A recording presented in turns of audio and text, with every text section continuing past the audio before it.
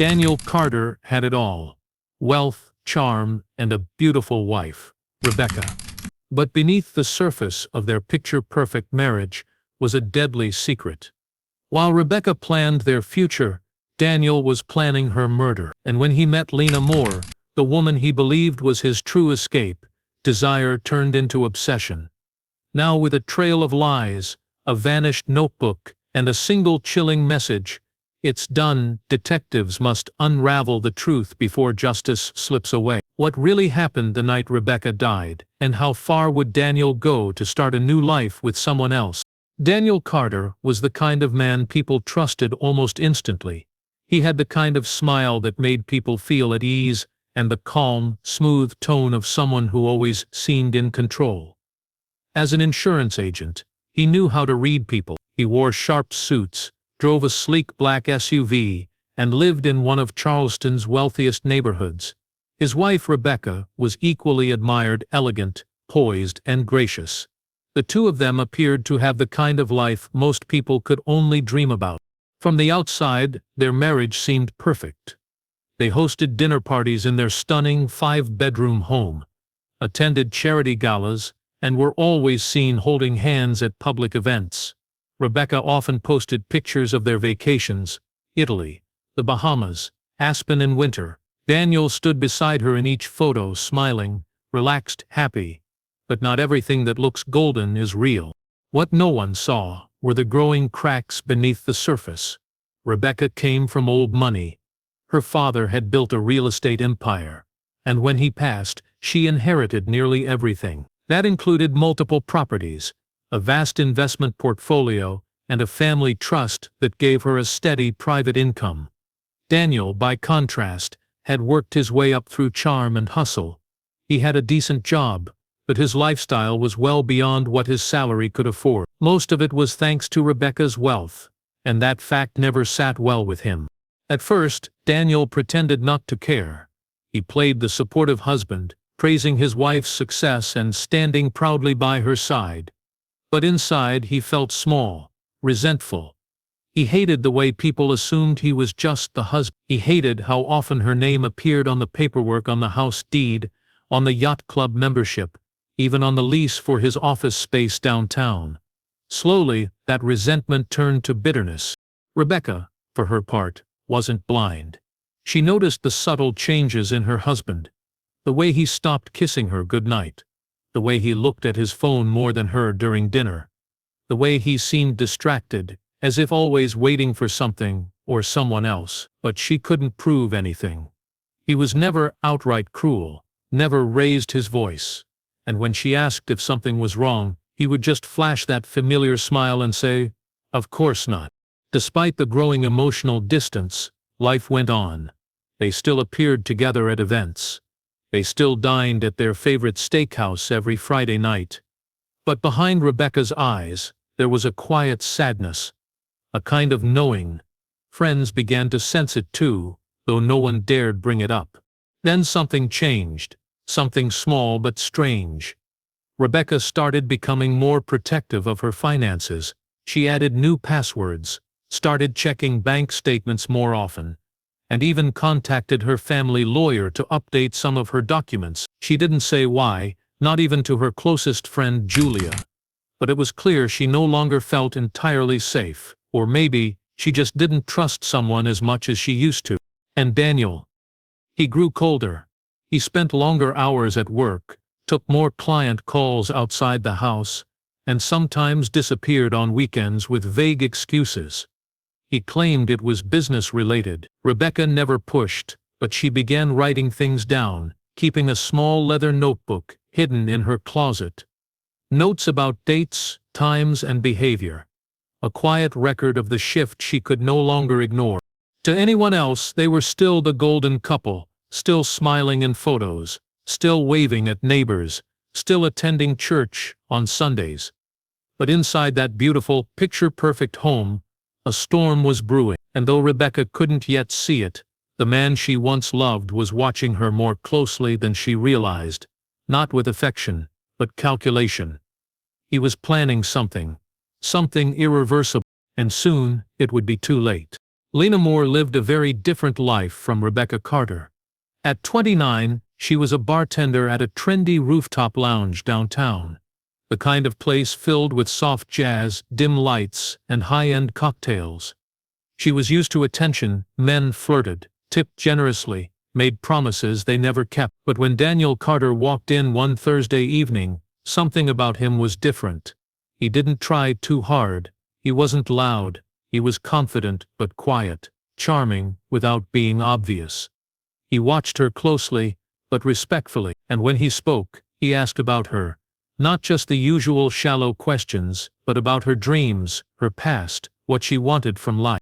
He told her his name was Daniel Morgan, said he was recently divorced and rebuilding. Claimed he'd sold a business and was taking some time off to figure things out. It was a simple lie, but effective. He didn't oversell it. He wore a tailored jacket and a gold watch, but never bragged about money. He spoke of long drives and peace, said he hated chaos and appreciated honesty. Lena, who had spent years dodging broken men and empty charm, felt drawn to him almost immediately. Their connection grew quickly. Daniel became a regular at the bar, always sitting in the same corner stool, always staying until close. Within 2 weeks, they were meeting after her shifts, grabbing late-night dinners or walking quietly through the city. He never rushed things, which made her trust him. When he finally kissed her, it felt real, different from all the others. He told her she was special. He said he hadn't felt anything like this in years. Lena believed him. Meanwhile, back in the Carter household, Rebecca had no idea. Daniel continued playing the part of the tired husband, still showing up to events and maintaining their routines just enough to avoid suspicion. But his mind was elsewhere, always with Lena. He began daydreaming about a different life, one where he wasn't stuck in Rebecca's shadow, one where he could finally feel powerful, admired, in control. The only thing in his way was the woman who had given him everything. Lena had no clue she was the other woman. Daniel kept his worlds completely separate. He never spoke of Rebecca, never slipped up with a forgotten detail or a missed cue. When Lena asked why he never invited her over, he said he was renting a place that was under renovation. He claimed he didn't like people in his space. Lena, who had always been careful not to push, accepted his reasons. But over time, she started to wonder. Why were there no photos of them together? Why had she never met any of his friends? Daniel reassured her with gestures. He bought her a bracelet she admired in a boutique window. He took her on weekend trips to nearby towns.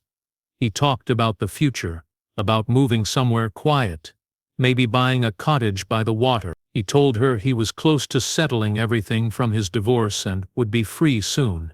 Lena clung to those promises, even as a quiet voice inside her urged caution.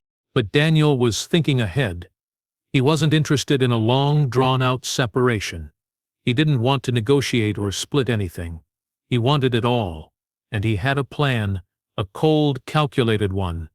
In his mind, Rebecca was an obstacle, not a person.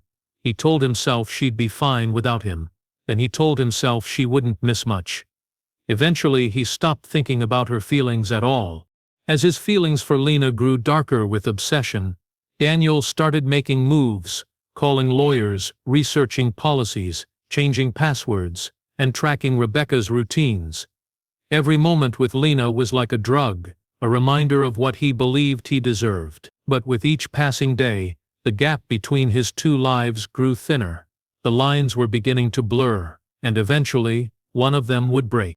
The rain had been falling steadily, all evening, soaking the streets and cloaking the Carter estate in a quiet, uneasy darkness.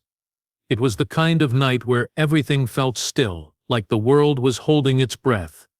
Inside the house, dim lights flickered against the polished marble floors. Rebecca was alone. Daniel had claimed he'd be working late again. Lately, those nights had become more frequent. She didn't question it anymore. She had learned to expect his absence, though it still left a hollow echo in the halls. The silence in the house was different that night. Heavier, pressing. Rebecca moved from room to room, tidying out of habit more than necessity. The storm outside rattled the windows, and every distant rumble of thunder made her flinch. She paused by the staircase, staring up toward the darkened second floor. It wasn't the route she normally used at night. She preferred the back stairs, smaller, carpeted, less imposing, but tonight for some reason she couldn't explain, she turned toward the main staircase. No one knows exactly what happened in those next few moments. Neighbors reported hearing nothing unusual.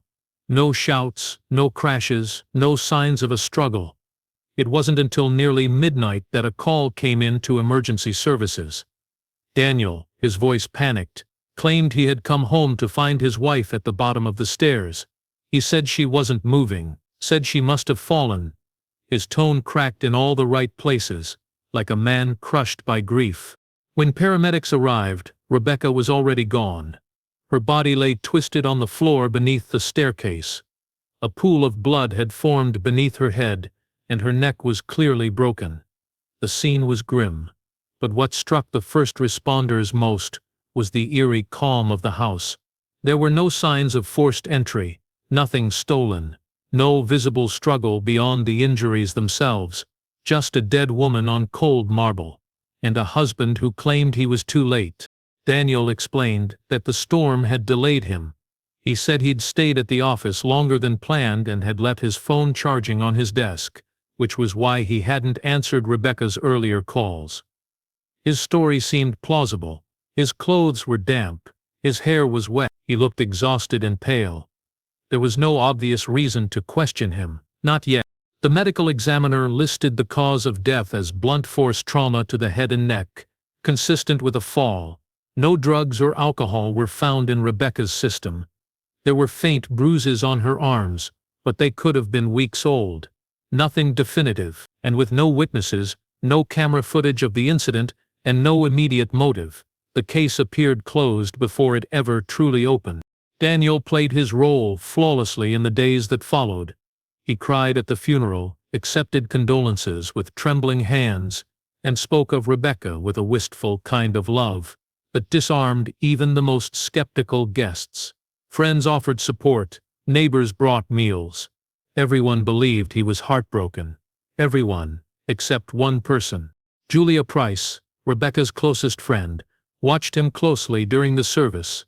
She saw the carefully folded handkerchief, the timed tears, the way he spoke of Rebecca as if reading from a prepared script. Something didn't sit right with her. She knew Rebecca, knew how careful she was, how she avoided the main staircase in storms, how she always held the railing and moved slowly. Rebecca would not have fallen, not like that. But for now, there were no accusations, only questions. Unspoken, quiet, lingering questions. And far away from the grieving crowd, in a quiet hotel room just outside the city, Daniel's phone lit up with a message. A simple text from Lena. "Are you okay?" He stared at the screen for a long time before typing back. "Everything's going to be fine." Then he turned the phone face down and stared at the ceiling, his eyes wide open. The plan was in motion, and no one, not Lena, not Julia, not the police knew what he had really done, not yet. Julia Price hadn't slept properly since Rebecca's funeral. Something gnawed at her, a persistent unease she couldn't shake. Everyone around her had accepted the story, a tragic accident, a terrible fall. But Julia knew her friend too well. Rebecca had always been cautious, methodical, even. She didn't take unnecessary risks, didn't move quickly on slick floors, and certainly didn't use the front staircase during a storm. That detail alone unsettled Julia. She kept replaying it in her head like a broken record.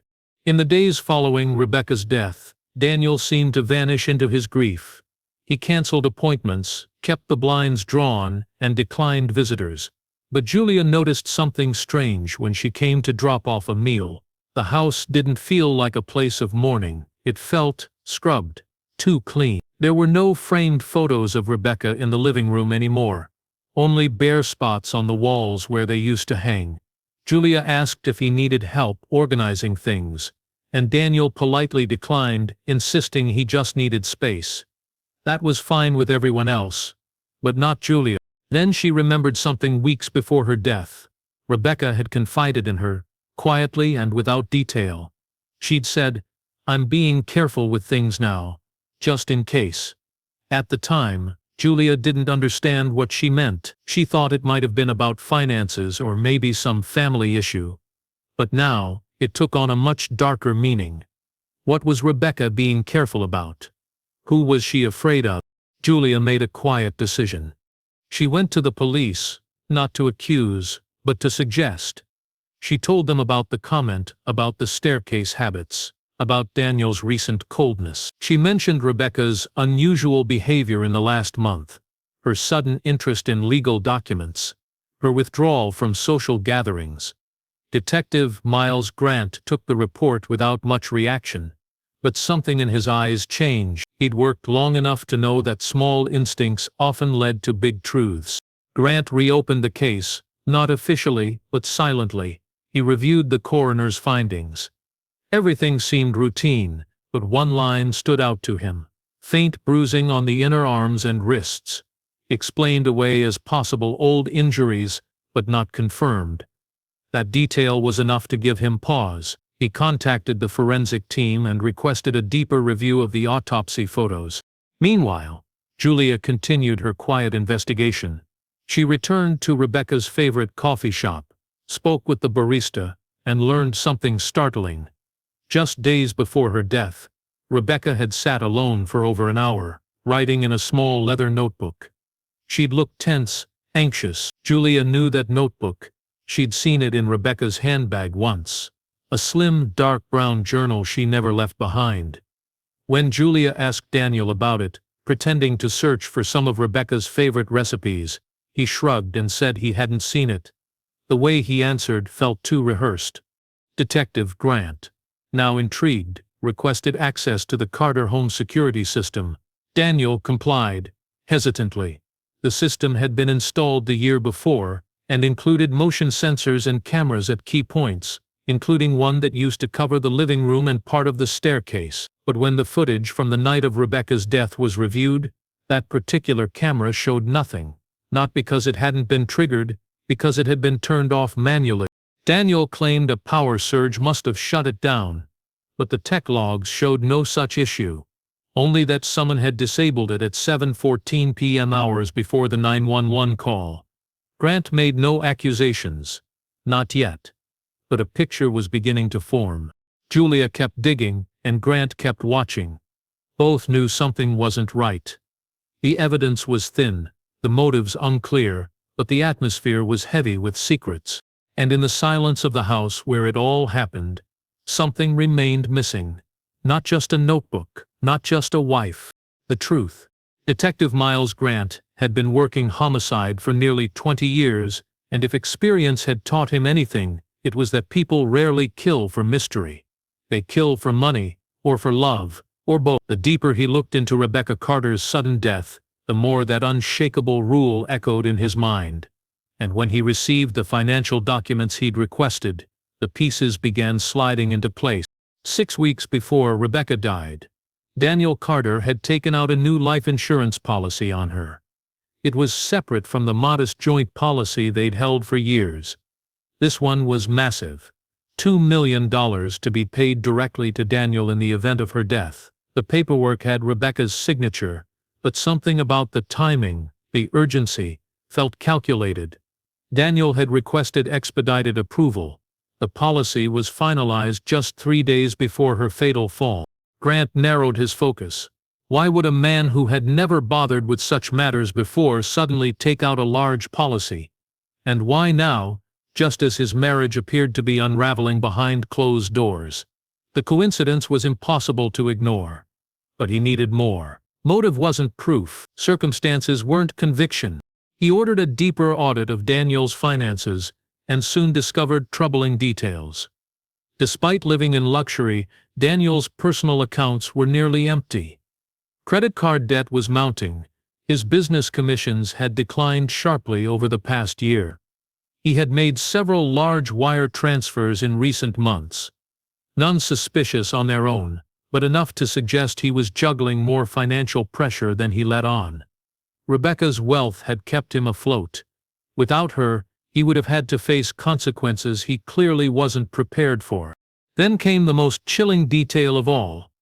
Just days after Rebecca's funeral, before her will had even been fully processed, Daniel had already contacted the insurance company to begin the payout process. He had gathered documents, confirmed the account information, and expressed interest in receiving the funds as quickly as possible. To most people, grief takes time. To Daniel Carter, there was no time to waste. Grant met again with Julia Price, who had been collecting her own quiet list of suspicions. She told him Rebecca had recently withdrawn a significant sum of money, over $30,000, and had hidden it in the house for emergencies. But when Julia asked Daniel about it, he claimed he knew nothing about such a stash. The money was gone.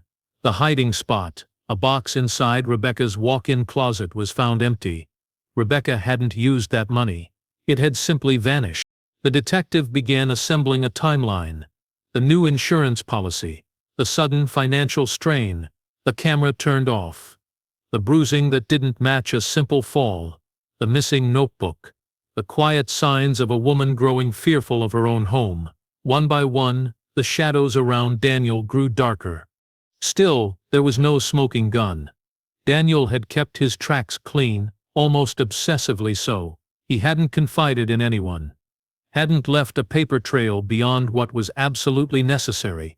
But Grant had a sense for pressure points. People like Daniel could hide their lies, but they often slipped when they thought they were safe. And Daniel was beginning to believe he was safe. He had started going out again. He bought a new suit. He was even seen having drinks downtown, not in mourning, but in celebration. It didn't take long for Grant's team to follow up on his movements, and that's when they discovered something else. A woman, younger, blonde, seen with Daniel more than once. A bartender, they were told. Her name was Lena Moore. And now the case had everything: motive, money, and someone else. The storm that had taken Rebecca's life was no longer looking like nature's accident. It was beginning to look like a man's design. The deeper Detective Miles Grant dug, the more the details refused to sit still. On paper, it still looked like an accident. A tragic fall on a rainy night. Nothing more. But the cracks in the story were spreading. One by one, little facts emerged that didn't align with the clean, polished version Daniel Carter had given to police, neighbors, and anyone else who asked. And it all started with that camera, the one pointed toward the staircase, the only one turned off the night Rebecca died. The home security system, installed just a year earlier, was top of the line. It logged every action, every manual override. It didn't simply fail, it had to be told what to do. A technician's report confirmed that the camera had been turned off from inside the system settings at exactly 7 on the night of the incident. The storm didn't cut the power. No fuse had blown. Nothing else in the house experienced a single electrical interruption. Only that one camera. It had been deliberate. Still, it wasn't enough. Grant needed to know what really happened between 7:14 p.m. and the 911 call that came in hours later, so he returned to the autopsy report, focusing on the injuries that had been too quickly dismissed. Rebecca had died from a broken neck and a severe skull fracture, injuries consistent with a fall, yes. But something else stood out now: the angle and force of the trauma. Grant consulted a private forensic pathologist who reviewed the photographs and findings. The expert noted that the fractures suggested a single, massive impact to the back of the head. Not the sort of damage one would expect from a tumbling fall down a flight of stairs, more like a sudden, violent blow. It raised an unsettling possibility. Rebecca may not have fallen, she may have already been dead before she hit the ground. And there was more. Subtle ligature marks had been found on Rebecca's wrists. At the time, they were dismissed as incidental, maybe caused by bracelets or pressure from a fall. But the deeper review revealed a pattern. They weren't random bruises, they were symmetrical, clean, like her wrists had been gripped or tied. Someone had restrained her, maybe not for long, but long enough. Grant kept his discoveries quiet. He didn't want to tip Daniel off. But behind the scenes, the investigation expanded.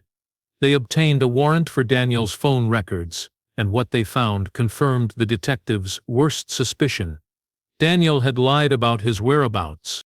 According to Daniel, he had returned home late due to storm-related traffic. He claimed he found Rebecca already lying motionless at the foot of the stairs. But the phone data told a different story. His phone had pinged a cell tower near his home at 8, which placed him inside or within a few feet of the house. Yet the 911 call wasn't made until after 11:00 p.m. That left a 3-hour window where Daniel had said he wasn't home when in fact he was.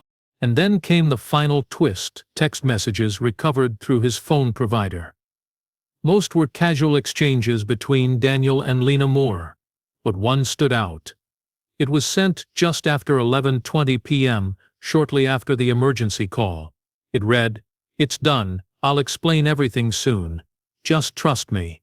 The recipient, Lena. Grant stared at the screen, silent. There it was, the calm after the storm, the message of a man who believed the worst was over, who believed he had pulled it off, who didn't realize how closely the walls were closing in around him. No longer was Rebecca's death a mystery. It was becoming a blueprint, a plan so carefully built that only someone like Daniel could think it would hold. But it was unraveling, thread by thread, and all it would take now was one. Lena Moore had always trusted her instincts, and for most of her life, they'd kept her safe.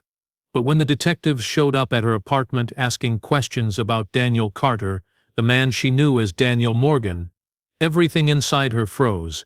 They didn't accuse her of anything. They didn't even seem angry.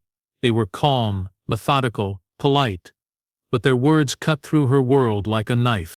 They told her Daniel was married, that his wife Rebecca Carter had died under suspicious circumstances, that the man she had been falling in love with, the man who had promised her a future, was not who he claimed to be. At first, Lena didn't believe them.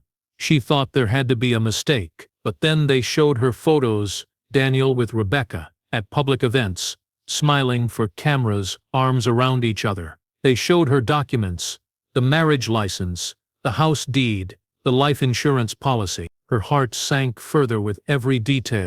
And then, they showed her the message. The one Daniel had sent just minutes after calling, "It's done, I'll explain everything soon. Just trust me." Her breath caught in her throat. She remembered that message. She had stared at it for hours, wondering what it meant, wondering what he was talking about.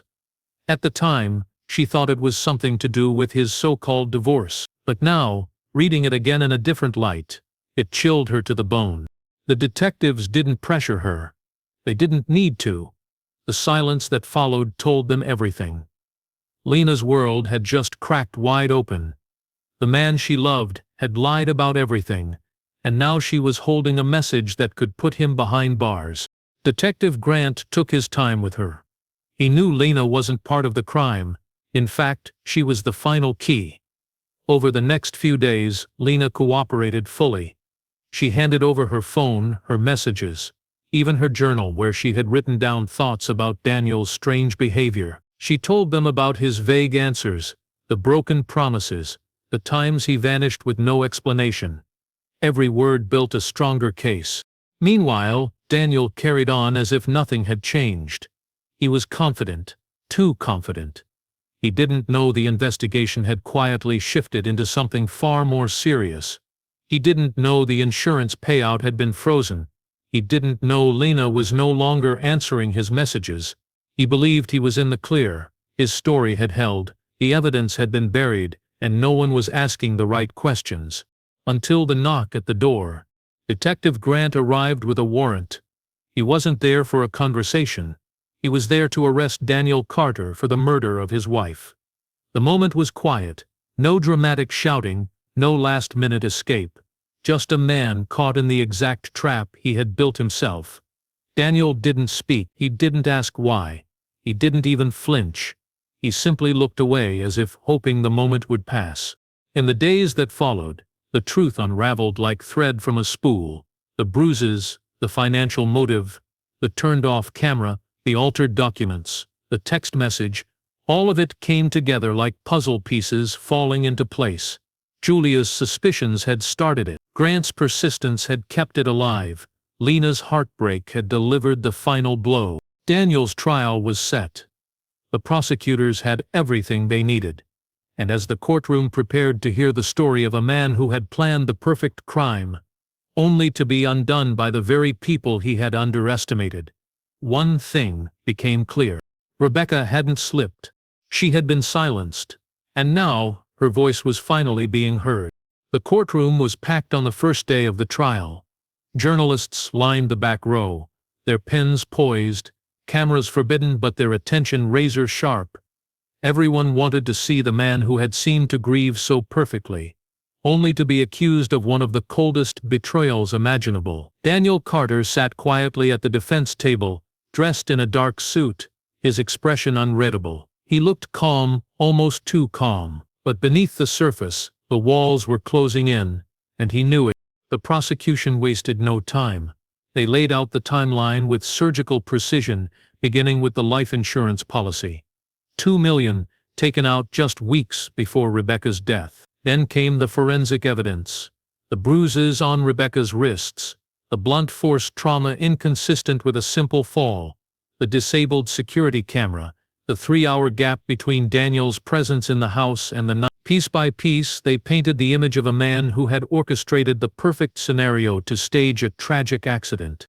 But it was the text message that turned the atmosphere cold. "It's done. I'll explain everything soon. Just trust me."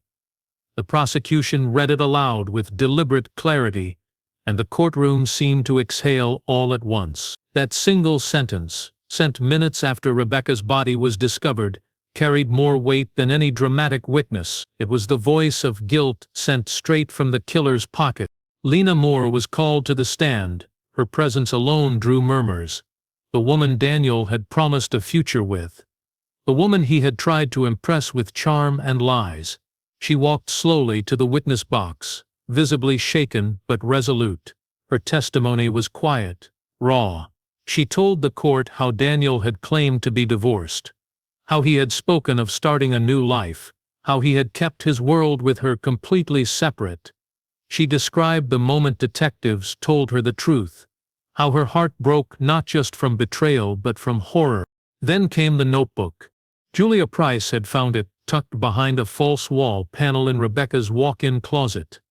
A leather-bound journal, nearly full. In it, Rebecca had documented her growing unease. Page after page chronicled Daniel's changing behavior, his disappearances, the secrecy, the sudden interest in her finances. She even mentioned catching him searching her laptop when he thought she was asleep. The final entries were the most haunting. In one, written just days before her death, she wrote, "If something happens to me, it won't be an accident." The defense tried to argue that the fall was still plausible, that the evidence was circumstantial, that the camera fellery could have been a coincidence. But by then the jury didn't need convincing. The mountain of motive, behavior, and forensic detail crushed any remaining doubt. After 4 days of testimony and only 5 hours of deliberation, the jury returned with a unanimous verdict: guilty of first-degree murder. Daniel Carter was sentenced to life in prison without the possibility of parole. He didn't cry. He didn't shout. He didn't even look at the gallery. He simply stared ahead, jaw tight, eyes flat, as if the mask he had worn for so long had finally slipped, and underneath there was nothing at all. Lena moved away not long after the trial. She changed her number, deleted her social media, and tried to rebuild a quiet life. Julia stayed in Charleston, continuing to speak at events about domestic safety and intuition. She kept the notebook, wrapped in a protective sleeve as a reminder of the friend she'd lost, and the warning signs that too many ignore. Rebecca's estate was eventually transferred to her remaining family. Her home was sold, the rooms emptied, the staircase repainted. But some shadows never lift. Behind every smile, every perfect life, there are secrets. And sometimes one of them is deadly.